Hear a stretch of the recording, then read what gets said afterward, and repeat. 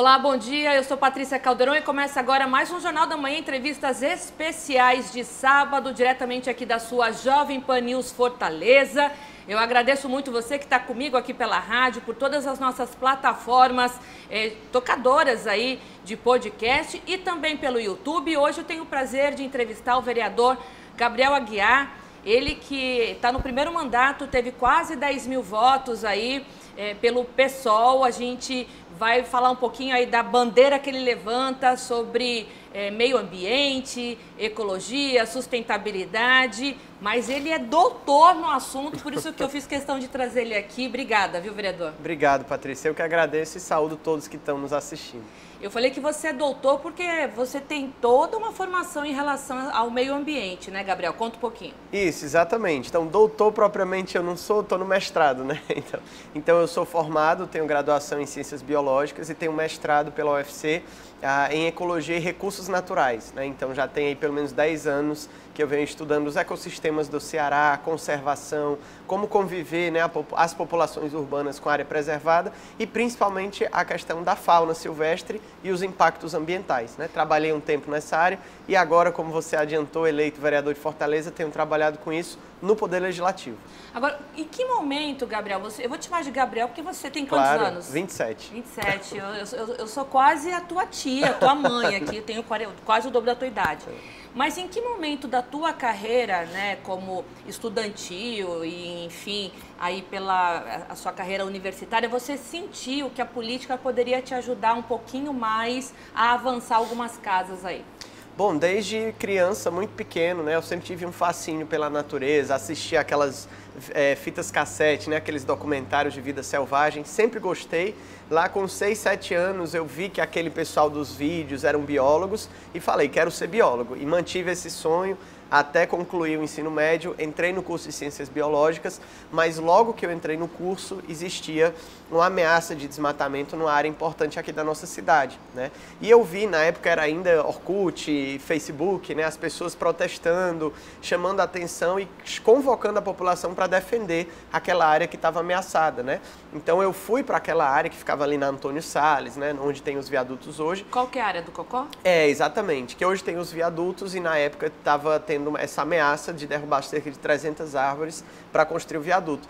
Então eu fui para lá, eu tinha de 16 para 17 anos, estava no primeiro semestre de Biologia e foi um choque para mim, né? Porque eu sempre pensava na ciência como aquela coisa encastelada, distante da população, e lá eu vi como a ciência pode se engajar socialmente, né, para estar a serviço de questões sociais e ambientais. Você foi para protestar? Exato, fui protestar contra o desmatamento. Como um acadêmico?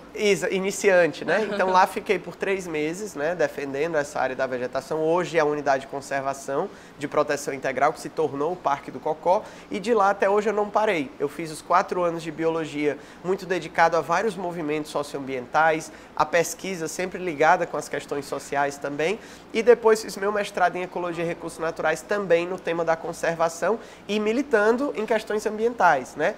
Contra o desmatamento, agrotóxicos, expulsão de povos tradicionais, originários e por aí vai, que aqui no Ceará as pautas são inúmeras, né? E a gente até estava conversando nos bastidores, né, Gabriel? Sim. Porque justamente por essa condição de no Ceará a gente sentiu uma fragilidade nessa questão ambiental, né? Pautas importantes que deveriam ser levadas mais a sério, até hoje não foram tiradas aí da gaveta, né? E a gente vê acontecer aqui no estado do Ceará, em Fortaleza, o que não acontece em outras cidades turísticas, cidades assim que são visitadas como o Ceará, cidades como, a gente sabe que em Fernando de Noronha, a ilha de Fernando de Noronha tem uma preservação ambiental incrível, que você chegando no aeroporto você já não pode entrar com uma garrafinha de plástico lá, né? O porquê que aqui no Ceará, você que agora está envolvido com a política, as políticas públicas sobre esse assunto, elas são tão desvalorizadas, desmoralizadas, e eu falo isso como jornalista. Como jornalista, como ativista também, como querer arregaçar as mangas para proteger o lugar onde eu moro. Eu não sou daqui, mas eu estou aqui há 15 anos. O que você, como político, encontra aí de barreira e de empecilho, porque essas pautas elas são tão, acabam morrendo aí engavetadas e nada acontece? Perfeito. Eu não sei... Falei besteira? Não, tudo certo, é isso mesmo. Me corrija se eu estiver falando alguma besteira. É isso nos revolta também. Eu não sei se é uma particularidade do Ceará. mas eu acredito que há um descaso em relação à pauta ambiental generalizado. Alguns casos, como você citou, tem um cenário diferente, né? Uma preocupação bem maior, um cuidado, uma atenção. Eu acho que estão modernizados, avançados em relação ao descaso ambiental. Aqui no Ceará é muito particular. A gente tem um estado quase todo dominado pelo bioma caatinga, né? 93% do Ceará é caatinga, e alguns tesouros, além da caatinga ser um tesouro também, né? Mas alguns tesouros de Mata Atlântica, Amazônia, como as nossas serras e o nosso litoral. 573 quilômetros de litoral. É uma pequena faixa que tem uma umidade muito maior, uma biodiversidade costeira, os manguezais, as dunas, as áreas de preservação permanente. Então, isso dá uma heterogeneidade, uma riqueza ambiental típica aqui do Ceará, que em poucos quilômetros você vai desde o semiárido até uma Mata Atlântica, por exemplo, subindo uma serra. E isso precisa de uma proteção muito especial. O grande problema é, como o litoral é restrito e as serras também são restritas, acaba que, pela ganância, né, muita gente enche o olho para esses espaços. E acaba que essas áreas mais preciosas e raras se tornam as áreas mais alvos de degradação. Então, degradação e especulação imobiliária, né? Especulação imobiliária, esse turismo predatório, né? Alguns projetos também de extração de minério, as próprias dunas são extraídas também, né? Explorações de carcinicultura que devastam nossos manguezais, né? Para criar o camarão, eles devastam áreas enormes também dos apicuns, que são aqueles mangues secos, né?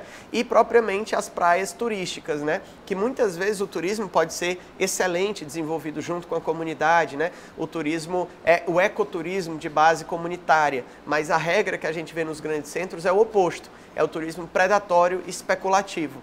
Você pega uma área tradicional com riquezas ambientais e culturais enormes, retira toda a população local, degrada os ecossistemas, passa o trator para construir grandes resorts para um público externo, às vezes que nem brasileiro é, né? Então, e gera riquezas ali que nem ficam para o local, né? Às vezes o próprio especulador não é nem brasileiro, né? Então é um turismo predatório, ele chega para retirar aquelas riquezas, aquela biodiversidade e levar para outro lugar, nem é às vezes para o nosso próprio país. E a gente tem muitos municípios com praias paradisíacas aqui, assim, como é o Fortim, o Preá, Jericoacoara, a Montada, que a gente vê que realmente vem muito empresário de fora, muito gringo, que pelos valores ridículos que eles pagam aqui em propriedades, eles acabam, tudo bem, fazendo girar uma economia local, construindo em determinados pontos até algo que vai gerar economia, mas a gente sabe que tem uma destruição aí por trás, né? Então, assim, esses interesses que são, acho que talvez os mais desafiadores para vocês, né? Isso, é exatamente isso. A gente resume esse processo todo como gentrificação, né? É um processo de exclusão social e também da biodiversidade, né? O que acontece? Eles veem a fauna, a flora, as paisagens belíssimas que você citou, o litoral, não como um bem de toda a sociedade, né? Não como uma riqueza, mas eles veem como uma mercadoria, né? Então é muito barato para eles, como você falou, comprar hectares e hectares numa área como essa.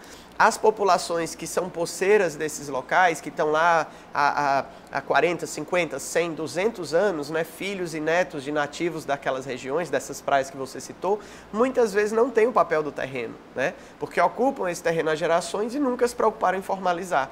Então eles chegam de fora, cercam essas grandes áreas, tiram facilmente a população nativa e originária, pescadores, marisqueiras, artesãos, idosos, né?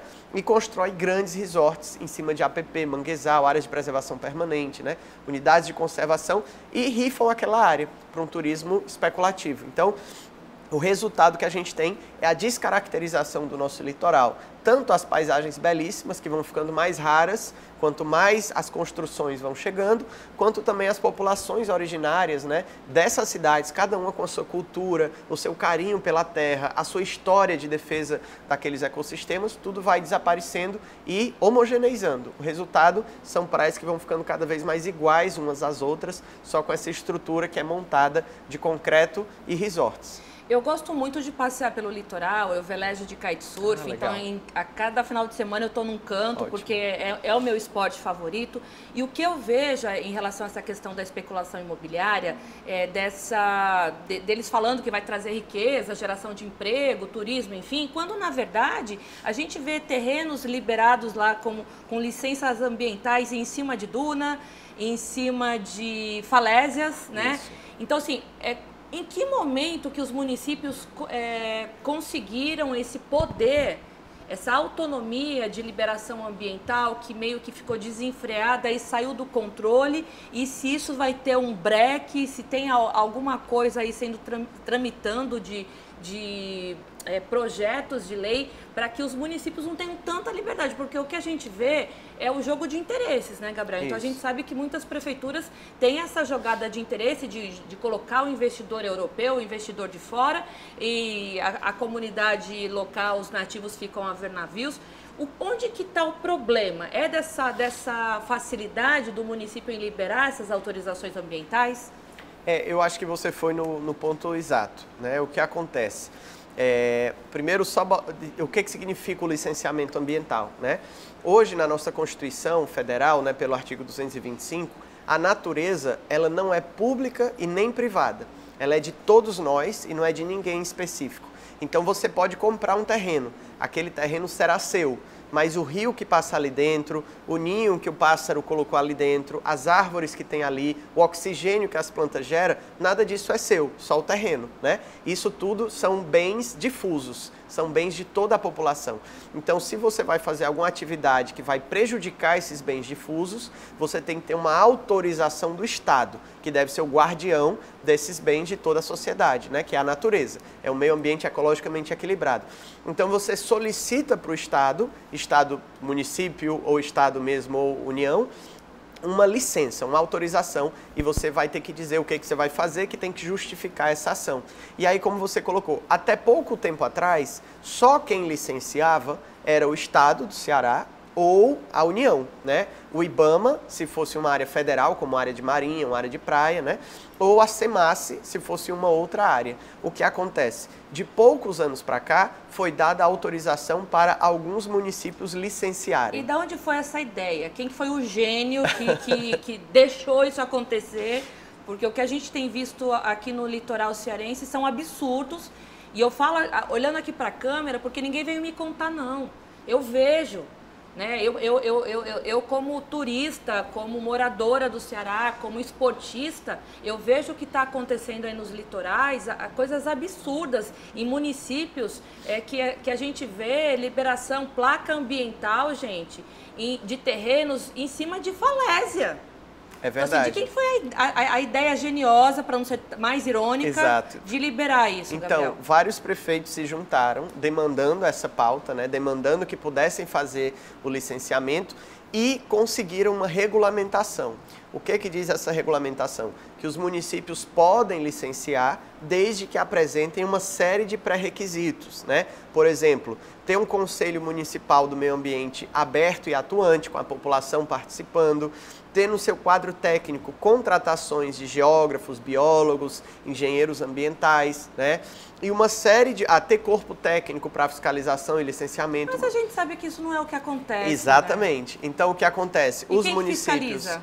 Aí quem tem que fiscalizar são as instâncias superiores, né, ambientais. O resultado os municípios não têm conselho municipal atuante, não têm técnicos e cientistas nas equipes e ficam apenas com canetadas, geralmente o secretário do meio ambiente de cada município, vai autorizando tudo, porque existem relações entre essas empresas e a prefeitura. E né? Interesses, né? Interesses dos mais diversos. Políticos, né? econômicos. De todo tipo, exatamente. Mas quase nunca é o interesse da população. Sim, né? sim. E aí o resultado é que você tem essas autorizações. Cientes dessa situação, nós fizemos uma audiência pública na Ordem dos Advogados do Brasil, né? Ano passado, se eu não me... Aliás, há alguns meses, uns 6 meses atrás, reunimos diversas prefeituras, a SEMASSE, o IBAMA, membros do Conselho Estadual do Meio Ambiente e colocamos luz nessa questão, que não dá para aceitar que continuemos assistindo às praias e outros ecossistemas desaparecendo. E a gente não pode ficar de braços cruzados. Exatamente. Né? Porque eu falo assim com tanta veemência,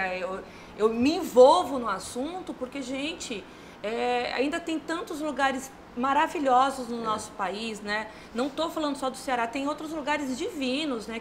Que precisam ser preservados. Mas eu falo para o Ceará primeiro porque eu moro aqui, segundo que eu frequento as praias daqui. E outra, eu queria até antes da gente entrar nessa audiência que vocês fizeram, Gabriel, perguntar se é só no estado do Ceará que os municípios têm todo esse poder.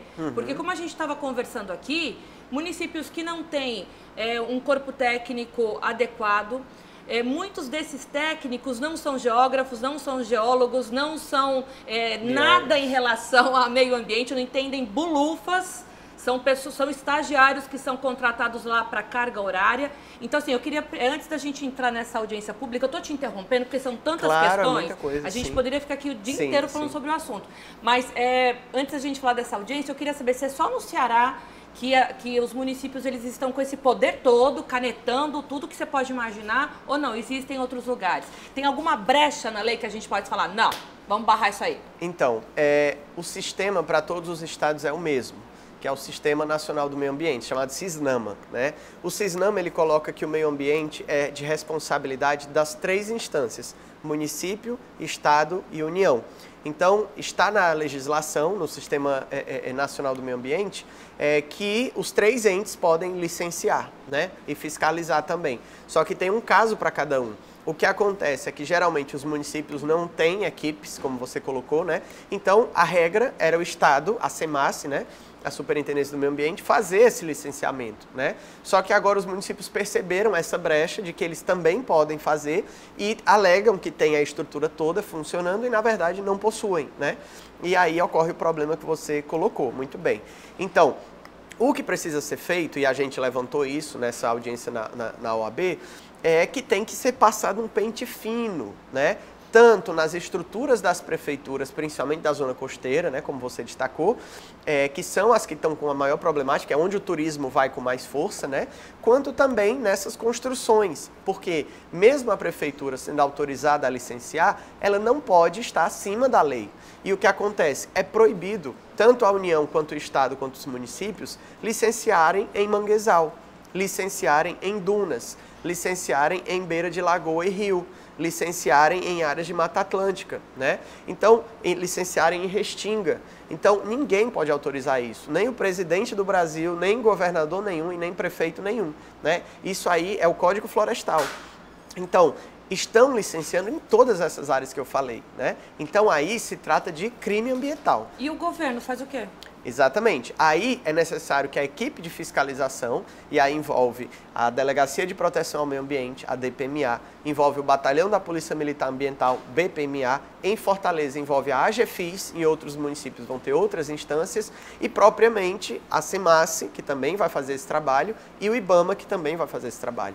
Então o que tem que ter é denúncia e cobrança, né? Acontece que nessas cidades é difícil a população ter acesso aos meios para fazer a denúncia. Mas isso tem que ser feito. Então, nós estamos denunciando casos assim todos os dias, né?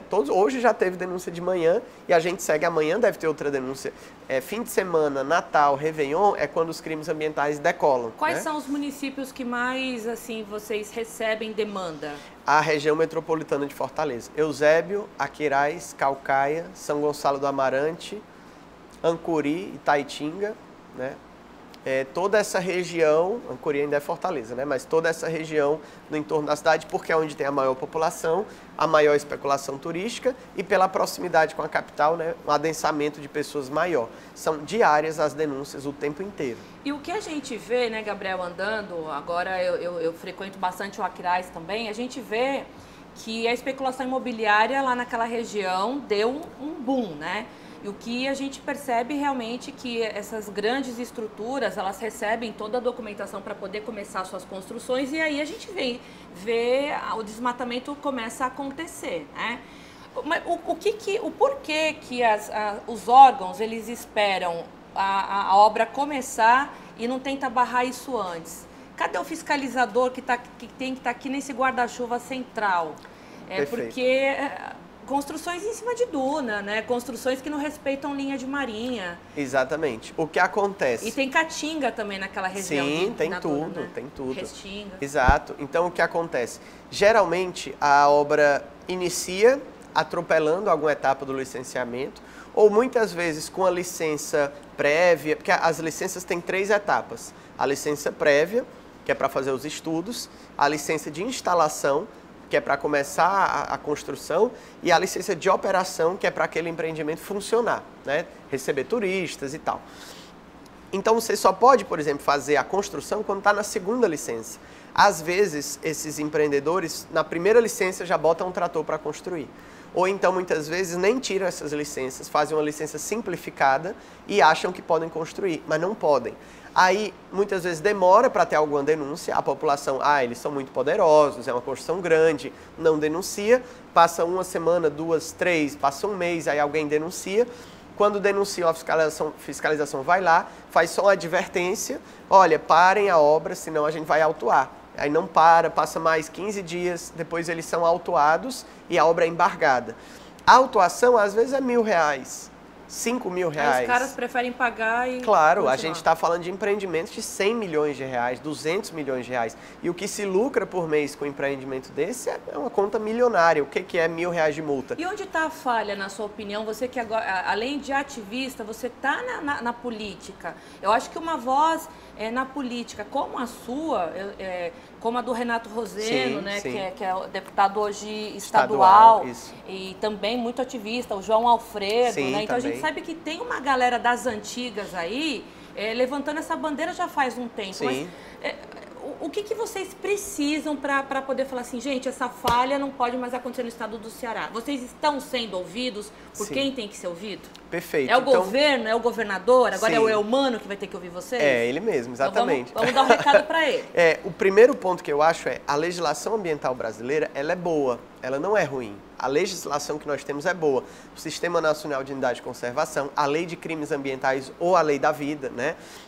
O Sistema Nacional do Meio Ambiente, tem o Código Florestal Brasileiro, que tem as APPs, né? As Áreas de Preservação Permanente, são boas legislações. Só que na hora de fazer valer a lei, da letra da lei se materializar em ações, não é materializado.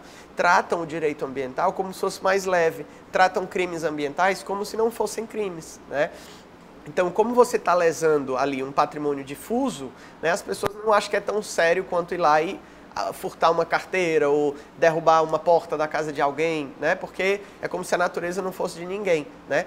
Então, existem muitas coisas na lei que, se fossem seguidas, o cenário seria outro. Por exemplo, no direito ambiental não existe fato consumado. Então, o que isso quer dizer? Isso significa que se Trocando em miúdos. Em miúdos, que se alguém construir um resort numa área de manguezal e isso for confirmado, o resort deve ser demolido. Então, mas a gente vê vários, a gente assiste aí vários empreendimentos gigantescos hoje, já passando aí da metade de construção, que se for para barrar, vai ter que derrubar. Exatamente. E não se derruba. Não se derruba. E por quê? Exatamente, pelos interesses. Na legislação está clara que é para demolir. Não só demolir, mas o empreendedor tem que arcar com a demolição e tem que arcar com a recuperação da área que ele degradou. Porque ele retirou da população um bem que era dela, né? Que era aquele lugar preservado. Só que o que acontece é que muitas vezes os interesses e a grana, né, o dinheiro falam mais alto. Então essas pessoas que têm esses grandes empreendimentos muitas vezes são articuladas, né, com grandes políticos, né, com prefeitos, governadores e por aí vai, né? E aí, como você falou, de fato, né, agora a gente tem essa transição para o governo Eumano, né? E aí, para gerir o estado do Ceará, é ele que vai ter que pegar firme nessas rédeas da fiscalização ambiental e fazer cumprir a lei. A gente tem um estado muito grande, né? Um litoral extenso, e o interior é mais desassistido ainda, quando a gente vai para Caatinga, para serras, né? Para essa grande área do semiárido, para as nossas chapadas, que são paraísos, né? Você que gosta de natureza, de viagem, de esporte, deve ter conhecido, talvez a Chapada da Diamantina ou a Chapada dos Veadeiros. Aqui no Ceará, a gente não fica para trás com a Chapada, com a Serra da Ibiapaba. É a terra dos 4 climas, né? Exato, exatamente. Então a gente tem lugares incríveis no nosso sertão também. E a fiscalização não chega lá, né? Eu fiz várias fiscalizações, eu mesmo, pessoalmente, em várias cidades do interior, para conseguir chegar à fiscalização, a gente pressionando 10 horas de espera, 5 horas de espera. Então, para fazer um flagrante é quase impossível. Eu lembro que, antes de eu chamar o break, o intervalo, eu lembro que você teve uma queda de braço aí na época da Sabiaguaba, daquele grande empreendimento que foi até inaugurado, mas o que você conseguiu lá com a tua voz impedir que fosse pior do que aconteceu lá naquela região? Você deve estar falando da luta da Mata do Miriú, Isso, Pronto, lá até agora a gente conseguiu, né? A Mata do Miriú é uma grande floresta de 50 hectares, que né? tinha até espécies Isso, ainda em extinção, tem. Né? Isso, é uma área de dunas, em cima das dunas a gente tem uma floresta riquíssima, né? É uma área que precisa virar uma unidade de conservação, de proteção integral. Essa área, ela estava originalmente contida no projeto para virar Parque do Cocó, mas por algum motivo foi retirada do Parque do Cocó e perdeu a sua proteção. É a floresta mais preservada da cidade de Fortaleza. Existe um projeto lá para derrubar toda essa floresta, descaracterizar tudo e construir condomínios de luxo, né? Isso não vai acontecer, né, Gabriel? Até agora estamos conseguindo segurar, né? Mas o que está precisando para virar uma unidade de preservação definitiva? Perfeito. A gente entrou com um projeto de lei para a área se tornar um refúgio da vida silvestre, né? E também uma área de turismo, né? Da natureza, de contemplação. E esse projeto está tramitando na Câmara Municipal de Fortaleza, né? Ele teve um parecer favorável, né? do vereador Emanuel Acrísio, e ele está agora na comissão do Plano Diretor de Fortaleza. O parecer precisa ser votado e, em seguida, o projeto vai para o plenário para todos os vereadores votarem. Se eles votarem sim para o projeto, a área vai virar uma unidade de conservação e aí vai estar proibido qualquer destruição da natureza e vai estar incentivado para receber verbas, para cuidar, para fazer um plano de manejo, trilhas guiadas, ecoturismo, né? E o que você sente entre seus colegas lá da Câmara? Infelizmente, a realidade que a gente vê na cidade como um todo, no estado, no país, um descaso com a questão ambiental, a gente ainda não conseguiu construir esse entendimento na Câmara para avançar. A gente protocolou esse projeto há mais de um ano, né? É um projeto principal que a gente protocolou lá. A gente protocolou 51 projetos. Esse eu diria que é o principal, né? E está mais de um ano tramitando lá e só conseguiu ainda um parecer. Ele precisa agora ir para a pauta para ser votado, né? E o que está faltando para ir para a pauta? Basta o presidente da comissão do plano diretor... Quem é? É o vereador Gardel Rolim. Mas vai mudar, porque ele agora é presidente da Câmara, né? O futuro presidente, que vai virar no dia 1º de janeiro, o futuro presidente dessa comissão, basta ele enviar um ofício... Não se sabe ainda. Não sei ainda quem é, mas basta ele enviar um ofício convocando os vereadores e em questão de meia hora ele consegue encaminhar isso. Quando você souber o nome desse bom. presidente da comissão, me avisa. Tudo bem. Eu vou chamar um intervalo rapidinho, mas eu volto aqui para conversar com o Gabriel, esse menino, esse jovem vereador que teve mais de quase 10 mil votos, foi eleito vereador aqui em Fortaleza e que tem ideias ótimas, pautas incríveis sobre sustentabilidade, ecossistema, sobre preservação, e é nele que a gente vai colar, viu? Eu volto já já.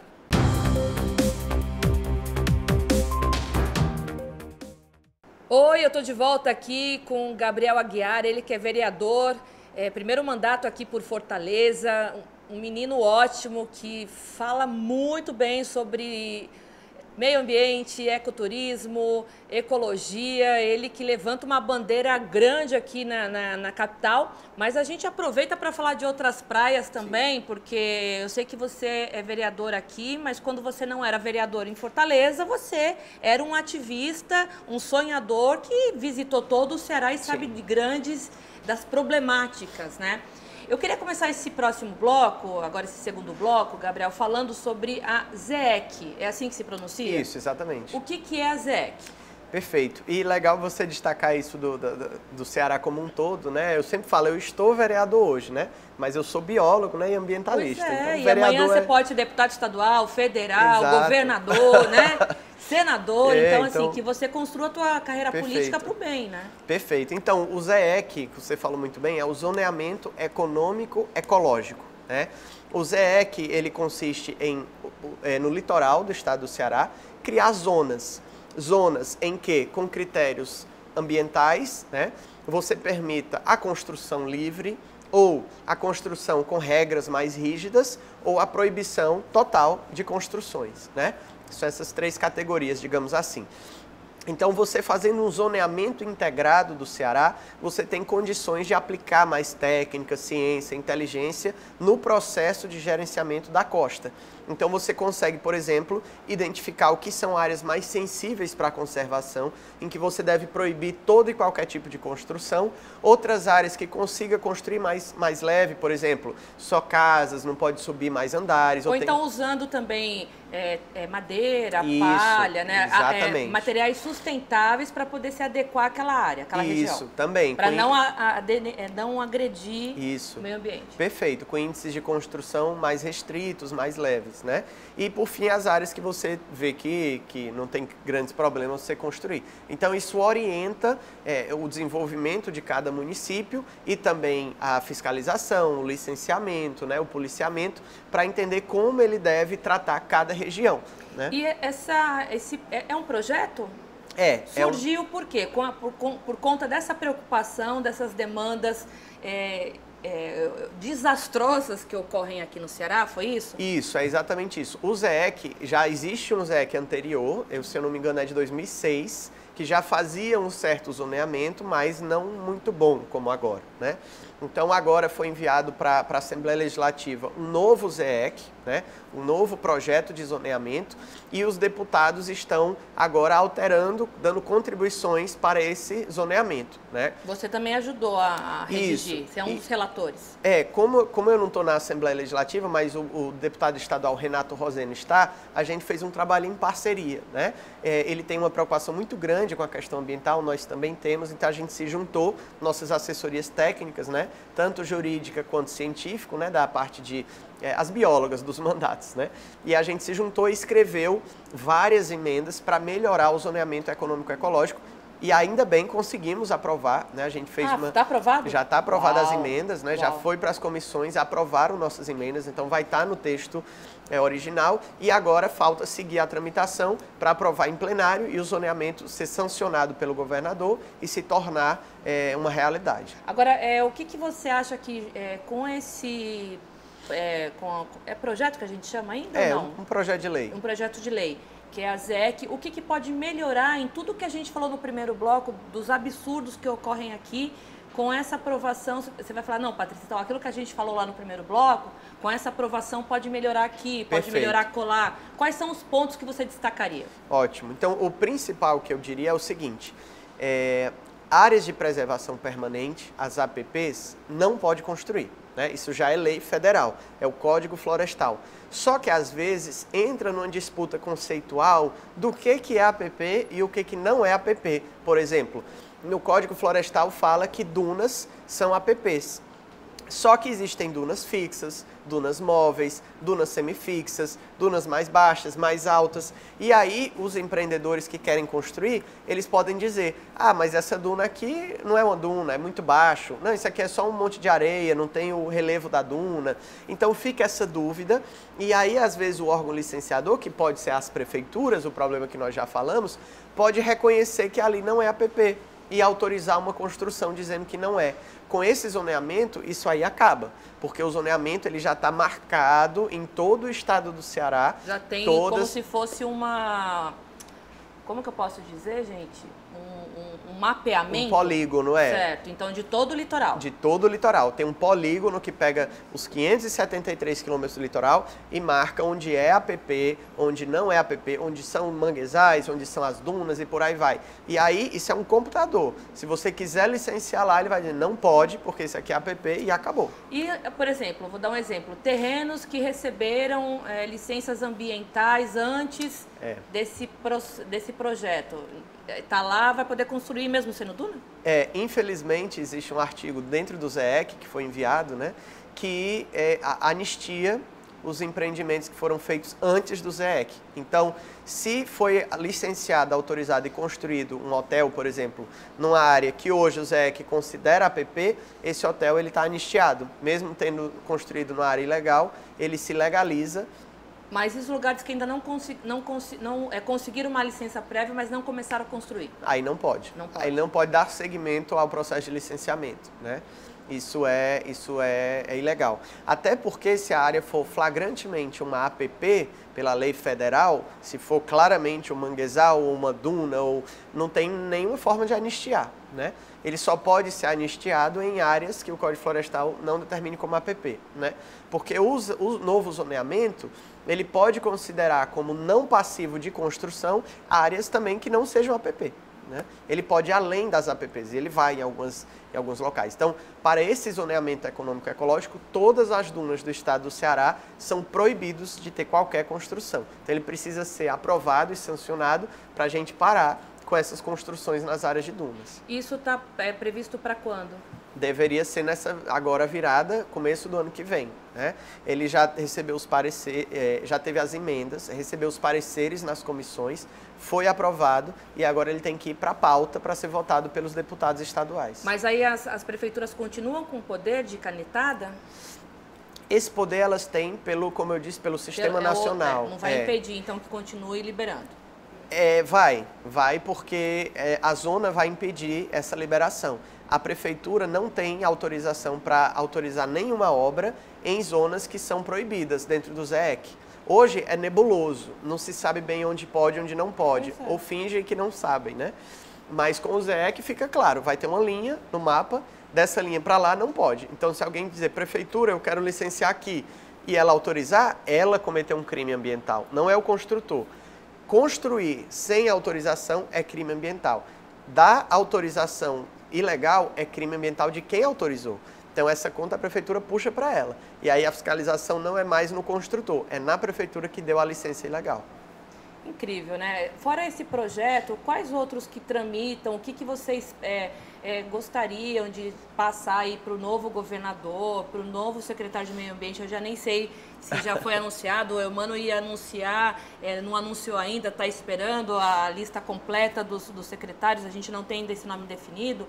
Mas o que vocês conversam entre vocês para o que pode ainda melhorar ainda mais e a gente preservar tanta coisa maravilhosa que existe aqui no nosso Ceará?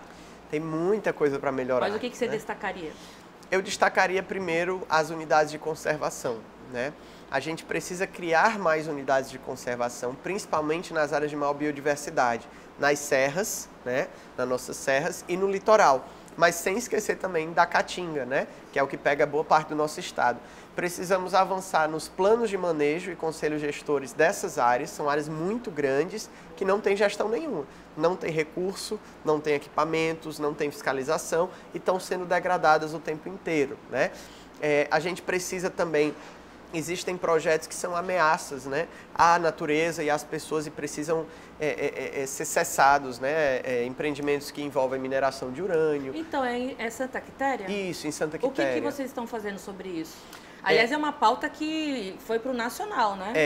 Na verdade, chega até a ser uma pauta mundial, né? Uhum. A mineração de urânio já é proibida em vários locais, né? Em que pé que está isso? Bom, esse licenciamento para mineração de urânio, há algumas décadas estão tentando. Já foi barrado 2 vezes, arquivado 2 vezes e ressuscitaram recentemente essa tentativa, né?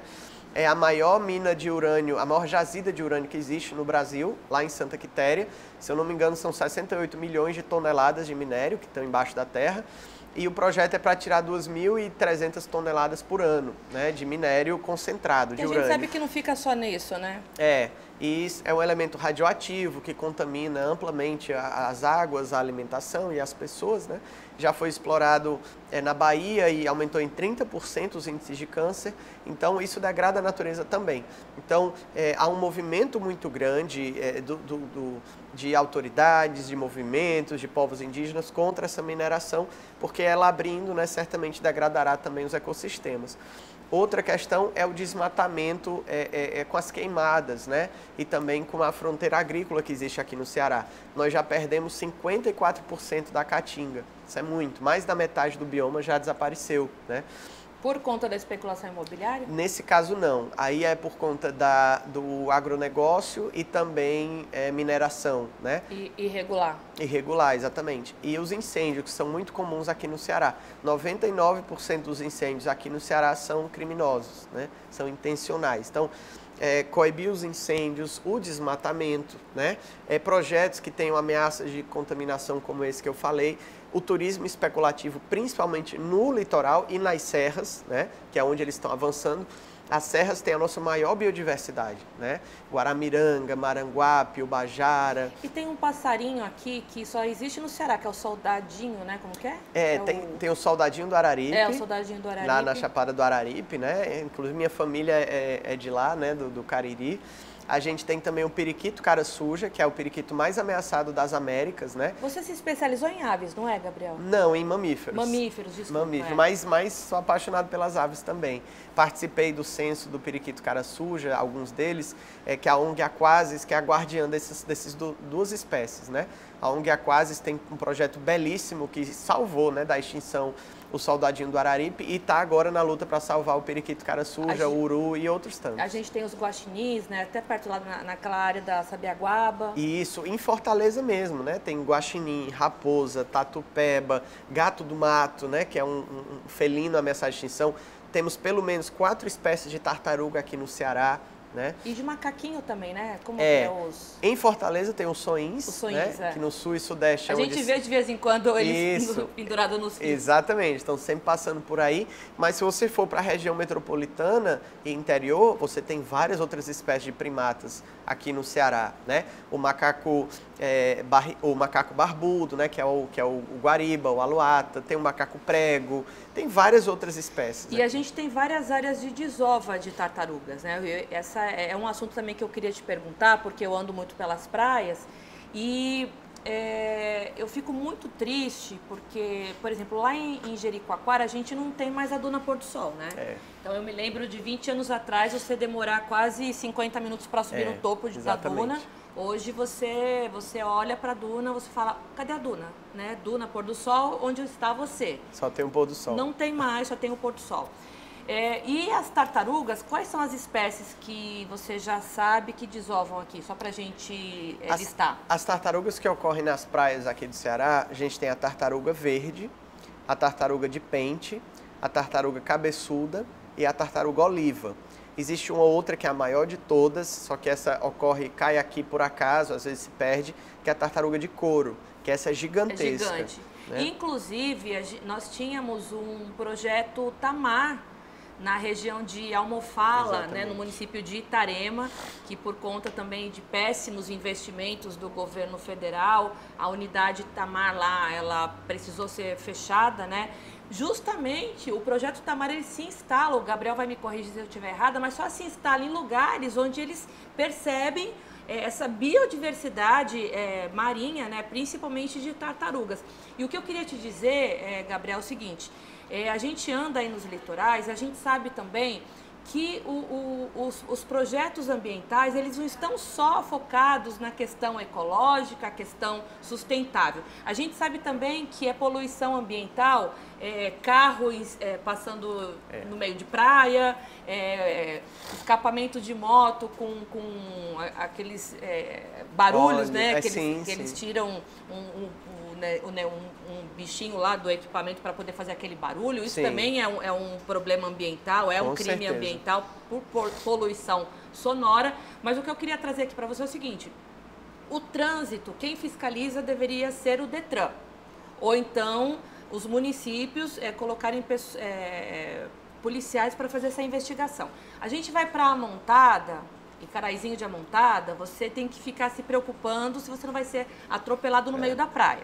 Você vai para o Preá, como tem muito velejador lá, você tem que ficar de olho para ver se você não vai ser arrastado, se um carro não vai arrastar suas linhas do kite. Em Jericoacoara a mesma coisa. O que vocês estão fazendo? Eu estou trazendo essa questão do trânsito, porque a gente sabe que muitas dessas áreas existem as desovas de tartaruga. Isso. E que não são mapeadas, não são sinalizadas. Então, assim, com esse trânsito desenfreado em meio de duna, em meio de praia, essas tartarugas elas não vão voltar. Tô errado? Tá certíssima.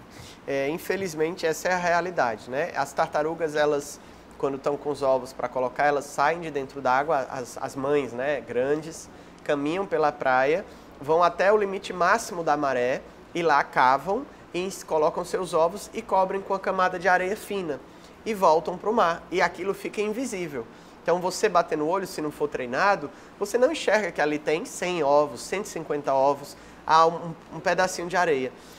E o carro passa ali por cima e compacta aquela areia com o peso do carro, que se for um 4x4 pode chegar a 1,5 toneladas, 2 toneladas, né? Então aquilo ali empurra e mata 100 filhotes de tartaruga de uma vez. Quem fiscaliza? Então, as praias, os órgãos ambientais das prefeituras também têm essa incumbência de fiscalizar. Mas, para além deles, a gente tem o Batalhão da Polícia Militar Ambiental, que pode fiscalizar também. Em algumas áreas, o próprio IBAMA fiscaliza, porque a gente tem unidades de conservação no litoral federais, né? E terreno de marinha também. A SEMASSE também pode fiscalizar e todos esses órgãos juntos devem fazer essa patrulha das praias. E tem que ficar bem claro, tráfego de veículos na faixa de areia do mar é crime, né? Isso é crime. É só o que a gente vê no litoral cearense. Exatamente. Para quem que a gente tem que gritar? É para o secretário de turismo? É para o secretário de meio ambiente? É para o governador? Para quem que a gente tem que gritar? Porque eu te ajudo. Claro, porque você como vereador, eu como jornalista, a gente tem que fazer uma união de forças, Com certeza. Porque eu vou ser muito sincera para você. Eu fico triste de saber o quão rico tudo isso de fauna, flor e meio ambiente e ecossistema que nós temos aqui, só que a gente não tem como cuidar. Sim. Então, meia dúzia de passarinho fazendo verão ajuda, mas a gente precisa de mais gente. É isso mesmo, perfeito. Para quem que tem que gritar? Todos esses entes que você falou, eles têm responsabilidade sobre isso, né? Mas uma denúncia como essa, quando você vê um veículo, né, na rua trafegando, se for uma praia turística, certamente ela tem postos lá, né? Como as mais turísticas, elas têm postos da Polícia Militar Ambiental ou da polícia como um todo, ou propriamente a AMC ou o Detran também tem essa responsabilidade, né? Então, ir a um órgão desse, que se tiver na praia, como em Fortaleza tem, né, e algumas da região metropolitana, e avisar, mostrar uma foto, um vídeo, mostrar a placa que está tendo essa circulação, né? Existem alguns poucos lugares que isso é autorizado, por exemplo, o tráfego de bugs, né, como é o caso do bug turismo em algumas praias, porque tem uma regulamentação. Por exemplo, os bugs que vão pesar 1/3, né, 500 quilos, 400 quilos, se eles tiverem um local separado por onde eles vão passar, fora das áreas de desova da tartaruga, em áreas específicas que não degrade o meio ambiente, as lagoas e por aí vai, pode ser um turismo mais sustentável, que eles mesmos, respeitando esse lugar para passar, que não é um local que passa gente, nem o esporte, nem as tartarugas, podem se tornar fiscais desse espaço, né? Agora, quando vem aqueles UTVs, né, aqueles 4x4, aqueles carros que quanto mais distante da via, eles gostam mais, né, ficar subindo duna, cortando as dunas, sem qualquer regulamentação, isso é crime ambiental. Crime, você pode denunciar para a polícia, né, o BPMA, 190, vai ligar para o CIOPS, e aí no CIOPS você pede, me direcione para a Polícia Militar Ambiental, vai passar para o BPMA e você diz, olha, eu estou aqui na praia tal, no lugar tal, e tem aqui vários carros. Gabriel, mas assim, a gente sabe que isso é um sonho que você tem, que isso seja resolvido através desse tipo de denúncia. Sim. Mas na hora H não é assim que funciona. Sim. Eu, por exemplo, eu já liguei para fazer denúncia de absurdos que eu vejo em praia. Não dei nada. São 32 protocolos que você consegue. Isso se você for atendido, mas que não dá em nada. Sim. Então, assim, eu estou querendo avançar dessa história, porque, pegar o telefone e ligar, a gente sabe que não é assim que funciona. Sim. Deveria ser. Sim, né? seria o correto. Então, o correto é esse trâmite, mas na hora, colocando a mão na massa para poder fazer a denúncia, não é assim que vai funcionar. Aí eu queria te perguntar o seguinte, que não é tua culpa, você é vereador e você é um ativista, você não é o cara lá do outro lado do telefone que vai atender a denúncia. Mas, por exemplo, você fazendo um mapeamento do litoral cearense, onde hoje tem o maior número de desovas de tartaruga para a gente poder dar aquele alerta para a população? Assim, infelizmente tem um mapeamento? Pois é, infelizmente a gente tem uma lacuna de dados. Por quê? Né? Porque não tem pesquisa suficiente ainda. E o que está faltando? Aí as universidades, né, e também o poder público precisam voltar seu capital humano para nosso litoral para pesquisas, né? Agora, aqui no estado, tem o programa Cientista-Chefe, né? Um programa novo que eu admiro muito. O Cientista-Chefe tem cientistas que integram temporariamente uma câmara dentro do governo e esses cientistas vão colocar a ciência a serviço de políticas públicas. Isso funciona bem, porque aí você tem profissionais que vão lá fazer o estudo necessário para dizer, ó, aqui tem muita desova, vamos parar, tirar essas barracas, botar para lá, né? Vamos mudar a gestão, vamos botar a fiscalização aqui, né? Vamos tirar dali e botar aqui. Mas pelo seu conhecimento, você não tem praias que você possa dar o teu alerta aí? Eu sei que lá no Preá tem desova, não, provavelmente, no Parque de Jericoacoara. Provavelmente existe desova de tartaruga de ponta a ponta do Ceará. No Aquiraz tem. Em Fortaleza tem muita desova. Pois é. Né? Na Praia do Futuro tem desova sempre, né? Ficam dezenas de ninhos ali na praia. O pessoal que vai para o surf, para o kite, quando entra, quando sai, vê os filhotinhos, né? Eu já vi várias vezes. Então, na Sabiaguaba, né, tem bastante. No Aquiraz, lá na praia. No Aquiraz tem muito, né? Então, a gente, inclusive, aqui em Fortaleza, temos um projeto de lei para criar a unidade de conservação Refúgio da Vida Silvestre das tartarugas de Fortaleza. E né? O que está faltando? A mesma coisa da Mata do Miriú. O projeto está lá, basta os vereadores votarem sim. Só falta Gabriel, isso. eu te trouxe aqui, não é para você sentar aqui na cadeira de força, não. Claro. É porque a gente unir forças. Claro, né? sim. Não é uma cadeira elétrica, não. Mas os meus questionamentos é porque eu sou a voz do povo, claro, né? Então, assim, eu falando aqui com o meu ouvinte, com o meu telespectador, quando eu trago um convidado desse porte, é para eu fazer as perguntas que quem está lá do outro lado gostaria de fazer. Com certeza, né? sim. E olha que eu nem abri perguntas esse final de semana pelo e-mail, porque senão eu não ia nem conseguir te entrevistar. Sim. Mas aí já fica um convite para um próximo programa. Mas é justamente para a gente tentar Perfeito. responder o que as pessoas têm curiosidade, né? E eu justamente, Patrícia, eu devolvo, as pessoas podem fortalecer isso, né? Nas suas redes sociais, nas suas conversas, no WhatsApp, levantar essas bandeiras. Qualquer cidadão do Ceará, de qualquer lugar, pode acessar o portal da Câmara Municipal de Fortaleza ou da Assembleia Legislativa do Estado, mas especificamente esses dois projetos, é só botar no Google Câmara Municipal de Fortaleza. Clica no primeiro site, clica em parlamentares, aí vai ter lá Gabriel, aí clica, aí projetos, matérias, aí vai ter lá essas duas unidades de conservação. Basta a pessoa pegar e divulgar. Vereadores de Fortaleza, aprovem a unidade de conservação das tartarugas, aprovem a unidade de conservação da Mata do Miriú, da Sabiaguaba. Vamos fazer isso. Mas ó, esse programa é YouTube, então vai pro Brasil. Ótimo, ó, fala perfeito. aqui com a tua câmera, Gabriel. Tá, então, ensina como vai fazer. Quem está assistindo agora tem o poder de usar suas redes sociais para demandar, reivindicar essas duas unidades de conservação aqui em Fortaleza. A unidade de conservação das tartarugas, para proteger o nosso litoral, as áreas de desova, e a unidade de conservação Refúgio da Vida Silvestre da Mata do Miriú. É só divulgar nas suas redes sociais ou procurar no nosso Instagram, Gabriel Biologia, que está tudo lá também para você somar forças e a gente conseguir aprovar essas áreas protegidas. Porque hoje as redes sociais, né, imagina...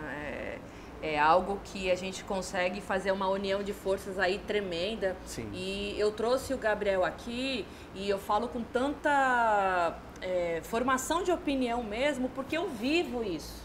Né? Eu vivo a natureza, eu amo a natureza, eu tenho pilares que eu respeito em relação a isso. E a natureza, ela é o nosso ar...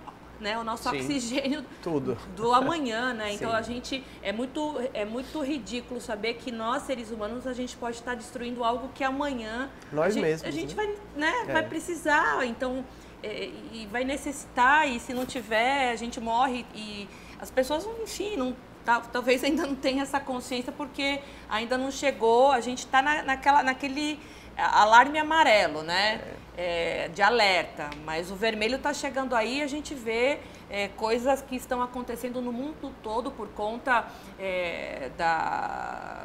que a gente fala da mudanças climáticas, né? Que é um assunto que está em pauta, e a gente entende que hoje a sustentabilidade, a ecologia, as mudanças climáticas são assuntos que precisam estar em pauta. Então, assim, a gente não pode dar as costas, né?